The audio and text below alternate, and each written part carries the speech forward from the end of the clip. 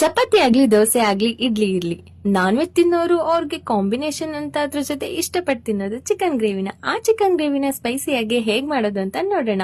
ಬೌಲಲ್ಲಿ ಎಲ್ಲಾ ಸ್ಪೈಸಸ್ನು ಹಾಕಿ, ಅದ್ರ ಜೊತೆಗೆ ಅದ್ ಬ್ಯಾಡ್ಗೆ ಮೆಣಸಿಕಾಯಿ, 10 ಖಾರದ ಮೆಣಸಿಕಾಯಿನ ಹಾಕಿ, ಸೈಡ್ ಅಲ್ಲಿ ಬಾಣ್ಲಿಗೆ ಎಣ್ಣೆ ಹಾಕಿ, ಎಲ್ಲಾ ಸ್ಪೈಸಸ್ನು ಅದ್ರ ಜೊತೆಗೆ ಹಾಕಿ ಸ್ವಲ್ಪ ಟೈಮ್ ಹುರಿರಿ.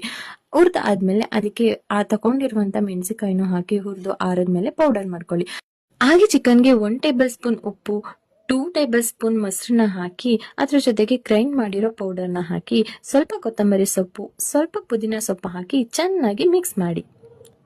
ಮಿಕ್ಸ್ ಎಲ್ಲ ಆದ್ಮೇಲೆ 1-2 ಅವರ್ಸ್ ಮ್ಯಾರಿನೇಟ್ ಮಾಡೋಕೆ ಎತ್ತಿಡಿ. ಹಾಗೆ ಮಿಕ್ಸಿ ಜಾರಲ್ಲಿ ಪಾಲಕ್ ಸೊಪ್ಪು, ಪುದೀನ ಸೊಪ್ಪು, ಕೊತ್ತಂಬರಿ ಸೊಪ್ಪು, ಹಸಿರು ಮೆಣಸಿಕಾಯಿ, 2 ಚಕ್ಕೆ ಲವಂಗ, ಸ್ವಲ್ಪ ಧನಿಯಾ ಕಾಳು, ಸ್ವಲ್ಪ ಗೋಡಂಬಿ, ಮತ್ತೆ 1 ಏಲಕ್ಕಿ, ಮತ್ತೆ ಸ್ವಲ್ಪ ಮೊಸರನ್ನ ಹಾಕಿ ಎಲ್ಲಾನು ಚೆನ್ನಾಗಿ ಗ್ರೈಂಡ್ ಮಾಡ್ಕೊಳ್ಳಿ.